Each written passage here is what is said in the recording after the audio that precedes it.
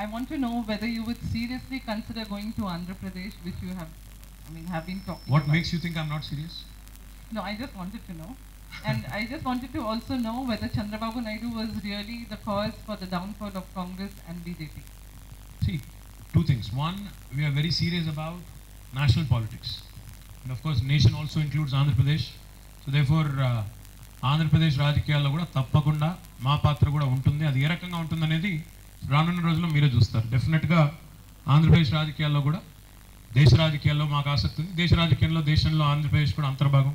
కాబట్టి తప్పకుండా మా ఆసక్తి ఆంధ్రప్రదేశ్ రాజకీయాల్లో కూడా ఉంది. వచ్చే ఓట్లు సీట్లు దేశంలో కూడా మంచి మార్పు తీసుకొని రావాలని కూడా కోరుతున్నాం. ఆంధ్రప్రదేశ్లో కూడా ఒక బలమైన ప్రాంతీయ శక్తి గెలవాలని నేను మనస్ఫూర్తిగా కోరుకుంటాను. ఎందుకంటే ఈ జాతీయ పార్టీల వల్ల అయ్యేది లేదు పోయేది లేదు. బీజేపీ కాంగ్రెస్ రెండు దేశానికి చేయకూడనంత విధ్వంసం చేయకూడనంత నష్టం చేశాయి. కాబట్టి ఒక ప్రాంతీయ శక్తి ఆంధ్రప్రదేశ్ చేయాలి మనస్ఫూర్తిగా కోరుకుంటున్నారు. రెండోది, మీరు చంద్రబాబు నాయుడు గారిని మీరు మీడియాలో చాలా గొప్ప నాయకుడిగా చూస్తారు, కానీ మేము అనుకోవట్లేదు, ప్రజలు కూడా అనుకోవట్లేదు. ఆయన ఒక గల్లీ లీడర్ కంటే అధ్వానంగా కూకట్పల్లి షేర్లింగంపల్లిలో ఆయన రాహుల్ గాంధీ కాలికి బల్పం కట్టుకొని తిరిగారు. ఏమైంది? కూకట్పల్లి ఓడిపోయారు, షేర్లింగంపల్లి ఓడిపోయారు, కుత్బుల్లాపూర్ ఓడిపోయారు. ఇంత కష్టపడి తిరిగితే ఎన్ని మీటింగ్లు పెట్టారండి రాహుల్ గాంధీ చంద్రబాబు నాయుడు హైదరాబాద్లో? ఇక్కడ నేను తిరిగిన దానికంటే ఎక్కువ తిరిగారు వాళ్ళు ఇద్దరు కలిసి.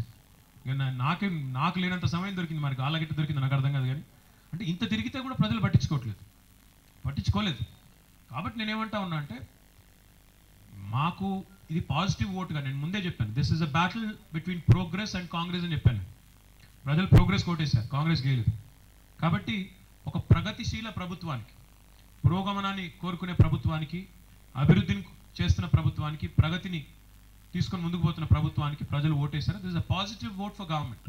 ఇది కేసీఆర్ గారి ప్రభుత్వానికి, కేసీఆర్ గారి నాయకత్వానికి, ఆయన సమర్థతకి, కార్యదక్షతకి, ఆయన నాయకత్వ పటిమకి, ప్రభుత్వ పనితీరుకి నేను రెఫరెండం అని కూడా చెప్పాను పోయినసారి ఇక్కడికి వచ్చినప్పుడు.